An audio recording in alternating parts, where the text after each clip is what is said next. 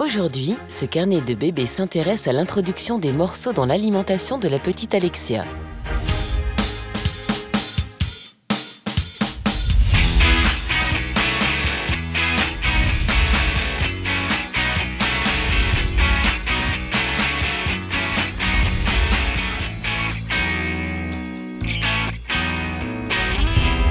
La petite Alexia a 11 mois et déjà 8 dents. C'est donc tout naturellement que les petits morceaux ont fait leur apparition dans son alimentation.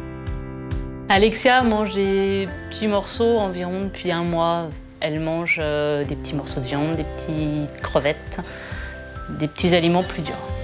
Et pour Alexia, les préparations sont surveillées de près. La cuisson des légumes est toujours à la vapeur. La viande, c'est soit du jambon donc sans cuisson ou du poulet, du poisson également à la vapeur. L'arrivée des morceaux dans l'alimentation est aussi bénéfique pour le bébé que pour ses parents. Ils peuvent enfin élargir la préparation des repas et pourquoi pas combiner la préparation du leur et celui de bébé.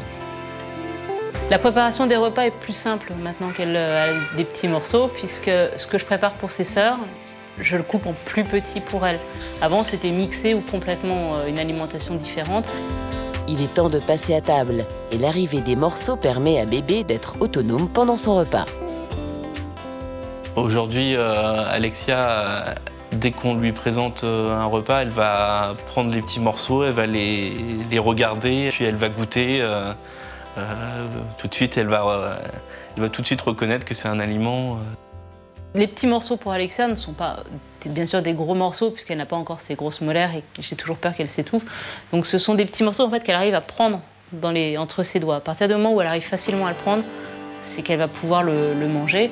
Prendre les petits morceaux et les mettre toute seule dans la bouche, il n'y a aucun souci. Elle sait bien où ça va. Cette nouvelle faculté sollicite beaucoup l'énergie de bébé. Il faut veiller à ce qu'il ne se lasse pas trop vite et termine son repas.